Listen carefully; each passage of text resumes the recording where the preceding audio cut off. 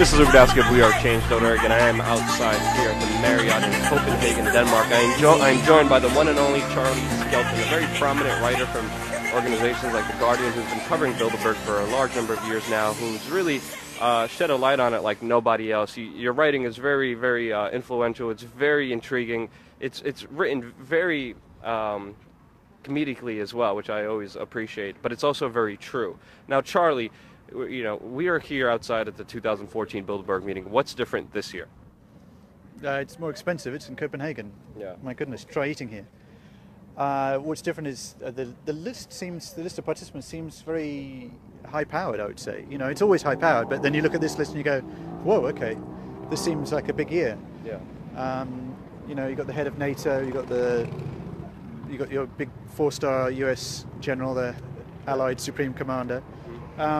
You got the head of MI6. You've got some really big names, and the royalties come back as well. And I'm wondering if that's because it's the 60th anniversary. You know, it's 60 years since 1954, since their first meeting. So maybe, you know, the Queen of Spain and Princess Beatrix have come back to, you know, clink glasses with Kissinger, who's here, and you know, that kind of thing. So it seems like and obviously they've got big things to discuss. Yeah. You know, a lot of things are happening in this world right now. They kind of released an agenda that they're going to be talking about. What's your take on their agenda that they publicly released? Well, it's interesting. You know, they're talking about intelligence sharing, which is probably why the head of MI6 is here. And, you know, they're talking about, does privacy exist? Which is, you know, quite a good joke from them to ask that. Because you can see that privacy does exist for some people, and you know, if they could afford it. If they can afford it, if they can pay the local police enough, then yes, privacy does exist. Yes, they will arrest you for asking questions here, as we know. But and you know, there's obviously people inside this here who know to what extent privacy does or doesn't exist. Yeah. People like, you know, the Eric Schmidt from Google and Reid Hoffman from LinkedIn, and all of the kind of new media guys like Peter Thiel, Facebook board of directors, you know. And yeah, so there's lots of people that can give answers to that question. But you know, I feel uncomfortable when they're discussing that with, you know, massive insurance companies for a start, because privacy is the enemy for insurance companies. And also big oil companies and the military-industrial complex and military contractors and General Alexander and all these other people who are here meeting in private and secret. Now, when you first started covering Bilderberg, what was, you know, the first year you ever did it, what was your take on it before really looking into everything? Well, I came really just almost for a laugh. I didn't know what was going to happen. Yeah. I remember pulling up in a cab thinking, oh, this is funny, I wonder if that guy's following me. That would be funny.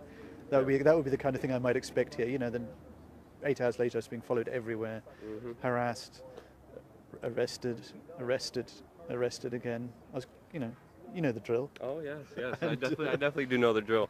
Now we know their agenda. They kind of released what they're going to be talking about inside as their kind of PR kind of move. Now, what do you think unofficially that they're going to be talking about from your point of view? Is there anything you could speculate on? Well, I don't know. I mean, you know, these are people who have they've got there are a lot of interested parties here. So you know, you've got people who are, you know, you've got people like hang on 2 seconds. No problem. No, I'm going to be really rude. Coming straight back. All right, coming straight back. Charlie Skelton reporting live here at Bilderberg. We're doing one shot, one take, just so you guys can get as much information out there as we can. We have already been threatened twice here with arrest. Just today, we've been arrested a couple days ago for trying to ask the steering committee meeting. We just came back from the airport where we confronted some Bilderberg members. We're trying to identify them now, but it seems like a lot of the Bilderberg members at the airport today have relocated and have actually moved into another private secret area. They're out there in the public area. We took a lot of photos, we took a lot of videos, and they kind of scurried on. And those are the cars that are coming in here. And we're talking about banksters, big oil companies, governments, public officials, kings and queens. A lot of influential people are here. Now, Charlie, you know, what's your assessment of this year's Bilderberg? Where do you see it going? Well, I remember we were saying about interested parties. Yeah. You know, like big oil. So you know, the chairman and CEO of Shell, Royal Dutch Shell, are here, and so you know, and they are answerable to their shareholders, and so the interests of Shell are being at least. But well, you'd hope if I was a shareholder in Shell, I'd hope that my chairman and CEO weren't just here to play cards and pull party poppers to celebrate 60 years of Bilderberg. I'd be hoping they were here to promote the interests of Shell. You've also got a lot of industrial and business lobby groups represented here, like British American Business, and they've got a lot of top members here.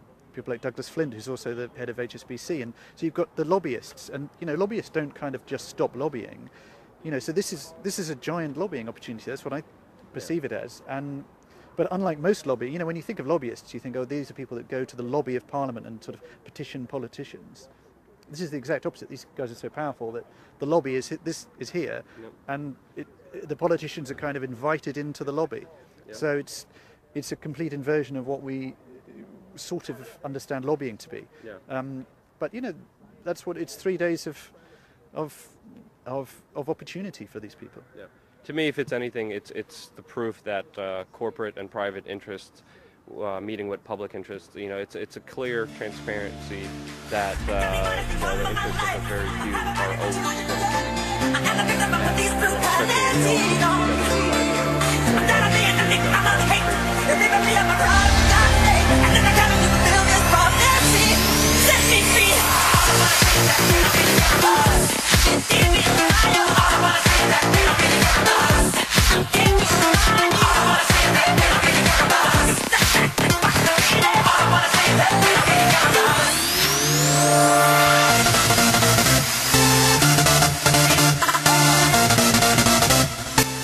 Y esta fuerza impulsora para revelar el inmenso misterio no la para nadie. En la Tierra ni los demonios la pararán, porque me tienen miedo, como muchos gobernantes iluminantes y como el Vaticano. Alberto Canosa en los medios televisivos es causa de terror y temor.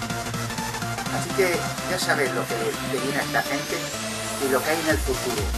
Al revelar los enigmas y misterios, todas estas organizaciones se hundirán para siempre en el mar que lo hundirá.